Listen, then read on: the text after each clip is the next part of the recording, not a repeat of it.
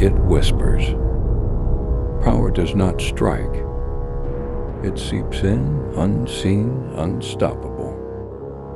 From a humble provincial cadre to the supreme ruler of a global superpower, every move was deliberate, every step a masterstroke. Anti-corruption, or the elimination of rivals, market reformer, or guardian of the party's grip, a leader, or an emperor reborn. History has seen this before. But will he escape its cycle or become its next victim? Welcome to V for Vision, where global politics meets sharp insights. Here, we uncover the truths, analyze the power plays, and bring you a vision beyond the headlines. Stay informed, stay vigilant. This is your voice in international affairs. This is V for Vision.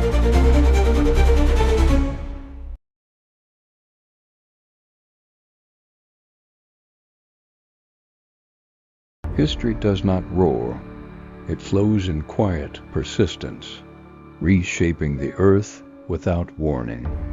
Power, too, does not descend like a thunderbolt, but seeps through every crevice like an unseen current. Xi Jinping, the helmsman of modern China, understands this truth well. His rise was neither the sudden crash of a storm nor the violent surge of a tidal wave. Instead, it was a game of patience, a grand chessboard where each move was meticulously placed, each step calculated with unwavering precision. His story is not merely one of political ascent. It is the ultimate embodiment of the philosophy of power. From the son of a revolutionary family to the ruler of a great nation, he did not carve his path with the sword, but with restraint, cunning, and a masterful sense of timing, shaping himself into an irreplaceable force of this era. In the 1980s, as the dawn of economic reform struggled to dispel the lingering shadows of ideology, a young Xi Jinping chose to walk the path of the countryside. He arrived in Jiangding, Hebei, wielding the banner of a red second generation, willing to endure hardship, crafting an image of a humble and hard-working cadre. He sat on earthen beds with farmers, shared drinks with local officials, and cultivated the illusion of a leader who was truly one with the people. But Xi's ambition was never simply to win the favor of peasants. He knew that in the Chinese political arena, the warmth of grassroots support was merely a tool to gain trust, while the true audience of his performance sat in the clouds above, the party's highest echelons. He succeeded. With his carefully orchestrated display of closeness to the people, he unlocked the gates of power, stepping onto a broader political stage.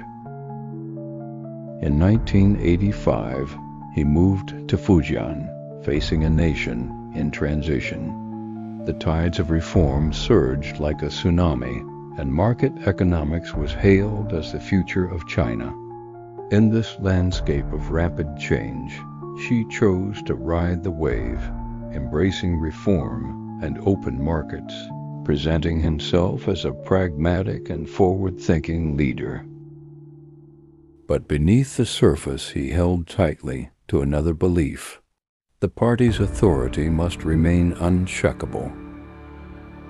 Publicly, he praised the vitality of the market. Privately, he emphasized time and again, the market is a tool, not the goal. True control must always rest in the hands of the party. This delicate duality allowed him to navigate between reformists and hardliners, positioning himself as the safe choice acceptable to both sides. And so his path to power became ever more secure. In 2002, Xi arrived in Zhejiang, a booming coastal province, and there he learned the more refined art of power, eliminating rivals in the name of morality.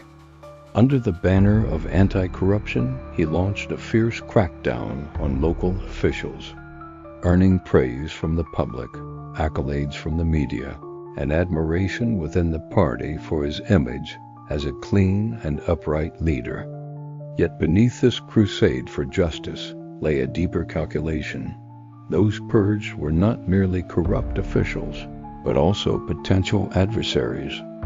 This was not Mao's brutal political purges, but something far more sophisticated, a selective cleansing of the political landscape. Each fallen opponent strengthened his foundation, and as his rivals weakened, his dominance grew. In 2007, he was sent to Shanghai, a city tangled in the webs of factional power. At the time, many believed he was merely a placeholder, a pawn in the struggle between Jiang Zemin's Shanghai clique and Hu Jintao's Tuanpai faction, destined to be discarded when the battle was over. But Xi chose silence. He did not involve himself in factional disputes.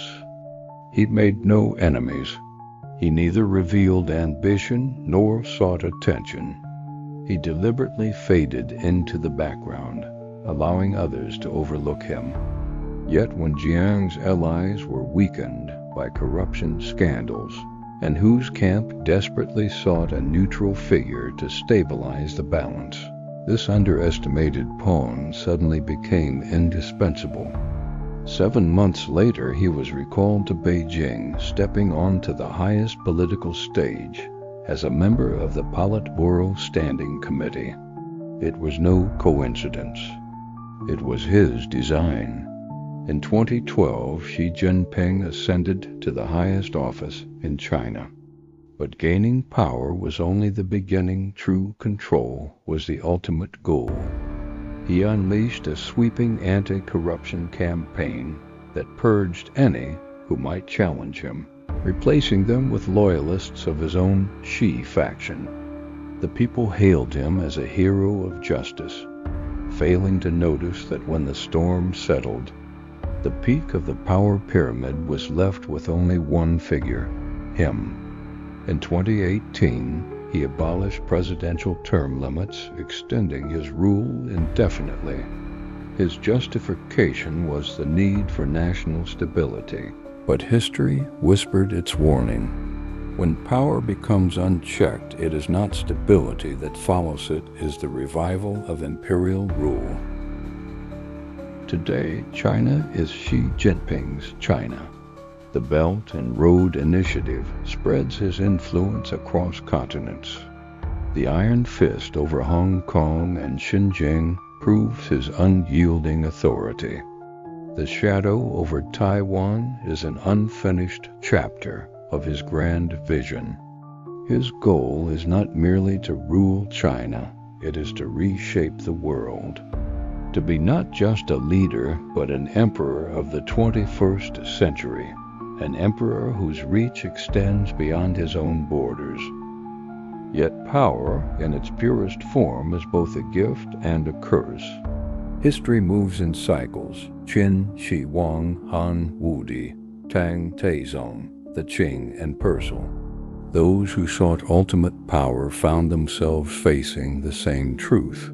One can control everything except fate itself.